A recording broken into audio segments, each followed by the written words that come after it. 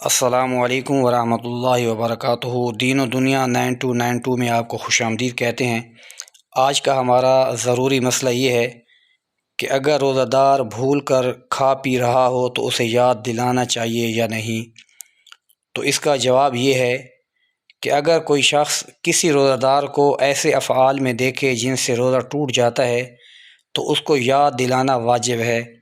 اگر یاد نہ دلایا تو گناہ گار ہوا، مگر اس میں کچھ تفصیل بھی ہے۔ وہ یہ ہے کہ اگر وہ روزہ دار بہت کمزور ہو کہ اس کو یاد دلانے سے وہ کھانا چھوڑ دے گا اور کمزوری اتنی بڑھ جائے گی کہ اس کے لیے روزہ پورا کرنا دشوار ہو جائے گا، اور اگر کھا لے گا تو روزہ بھی اچھی طرح پورا کر لے گا اور دیگر عبادتیں بھی بخوبی ادا کر لے گا، تو اس صورت میں یاد نہ دلانا بہتر ہے۔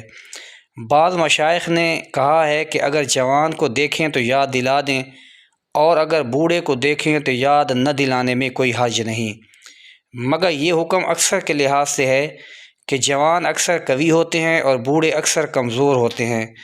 اصل حکم یہی ہے کہ جوانی اور بڑھاپے کو کوئی دخل نہیں، بلکہ قوت و ضعف کا لحاظ ہے۔